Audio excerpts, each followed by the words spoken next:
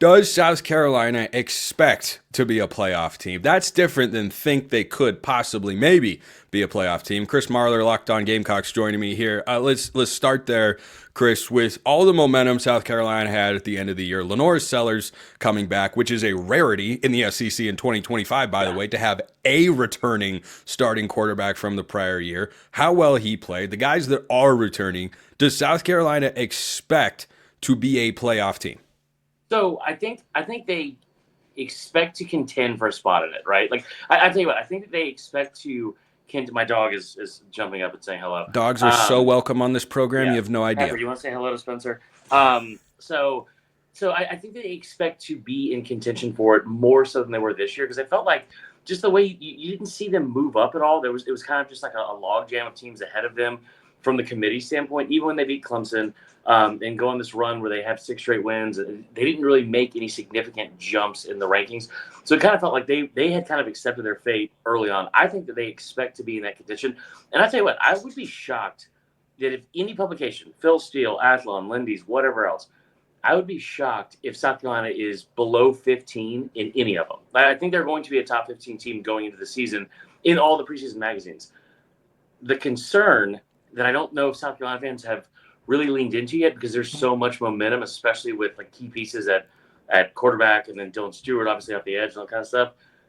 But the players you lost on defense, it's not going to be just like plug and play and there's no drop off. This was a really, really good defense.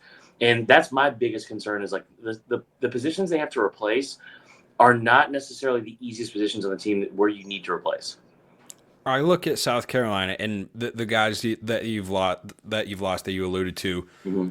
and I say, can LaNorris Sellers make up for that? He's not a defensive player, of course, Right. but if your defense takes a step back, can your offense take a step forward? Because this guy was playing at an Yeah. incredibly high level, and when he first got going, it was he can run, but can he really throw? Then you start to see him develop that. I think that drive at the end of the game against Clemson has got to be a Yeah. huge momentum, just confidence boost for him going into next season. That's where I think everyone starts. But there are also investments being made into this team. Dylan Stewart, that's a guy who I imagine everybody and their mother wanted to pull in the transfer portal. And he's coming back to South Carolina because the boosters there said, we want to keep this guy. We understand the importance. So I think Shane Beamer's a capable coach. I like what you have at quarterback, and I think they have enough returning to be good.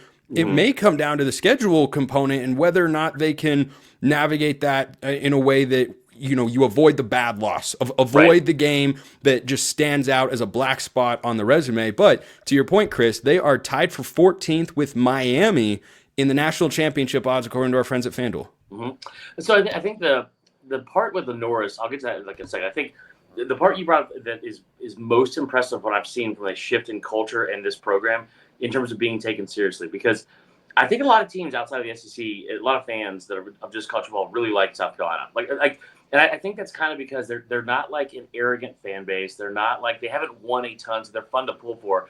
So watching them go on that 6th straight win, streak and that run, it felt like for like a minute there, especially after Clemson, it felt like they were America's team. Like I really thought they had a chance of getting put in the playoff because of what they did. And I will say this as well.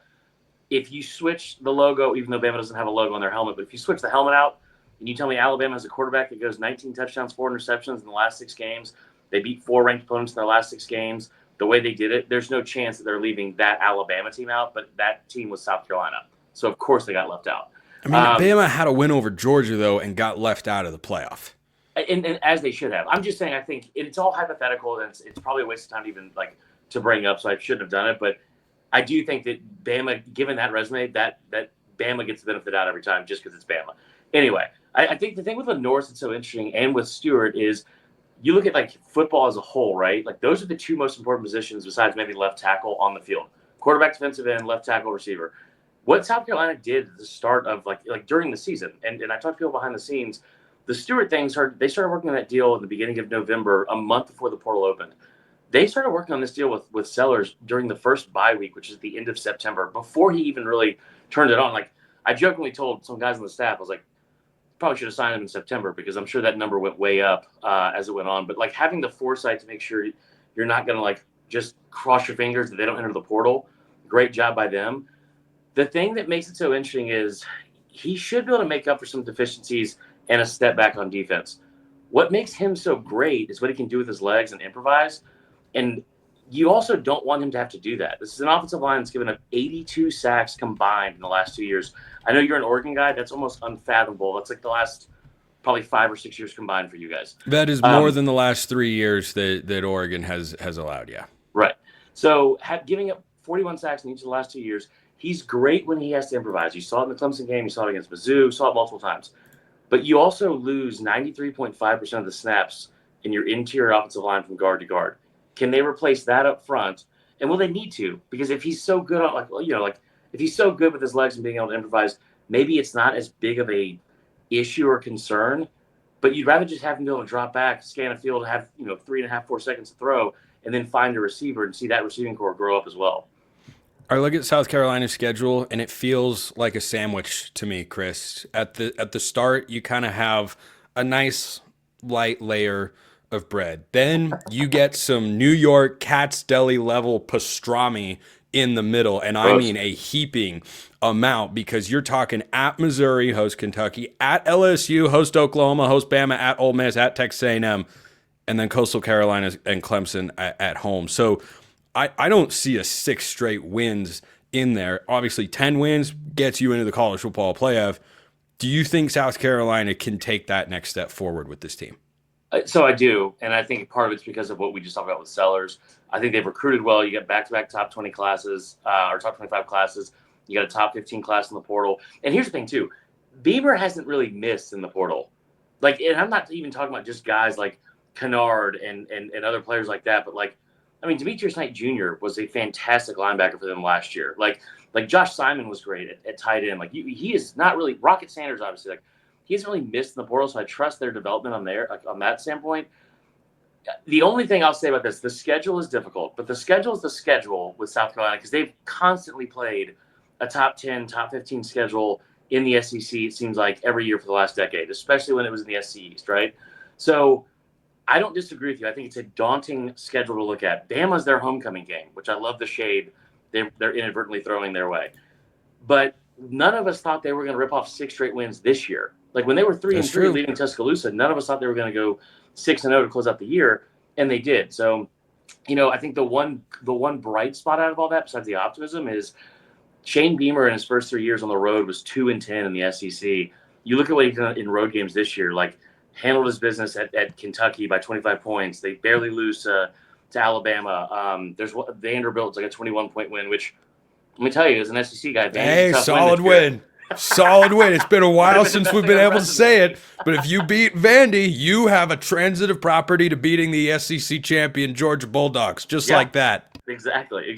So I do think it's definitely doable. I think that you have to avoid, like you said, any of the losses that you're not supposed to lose. You cannot have a situation where you slip up at all, because you do need to get to 10 wins. So I'm hoping they can do it. It's daunting for sure, but like you mentioned earlier too, there's not a lot of returning quarterback talent in this league going into next year. It's really just Sellers and Nico. Yeah. Go up and down the conference. Everybody's gone. Yeah. Nussmeier at LSU. Okay, that was a mild oversight on my part. But again, Arch Manning is exciting. Yeah. I haven't seen him start for an entire season. It's amazing that what a last name will do for you. I get mad about mine every day. It's just I was so close. We had the first 2 letters. Went to stuff. Sorry. But yeah, I think that they avoid Texas, they avoid Georgia. They got to go to Ole Miss, but it's not like Vaught Hemingway's that daunting of a place to play. And a lot of those teams are breaking in new quarterbacks. So we think Bama's going to be good because we always think they're going to be good. You get them at home. We think LSU's going to be good, but dude, LSU's offensive line, they lost 4 or 5 starters off this year's offensive line, which is the best in program history. You saw Garrett Nussmeier when he's under duress. It's not great. So, if they can just continue to build like they should, they easily could challenge for a spot in the playoff. South Carolina playoff team. Get used to hearing that discussion, everybody. Chris Marler, Locked On Gamecocks. Appreciate it. Appreciate everyone listening. I'll see you next time. And until then, hope you have a wonderful rest of your day.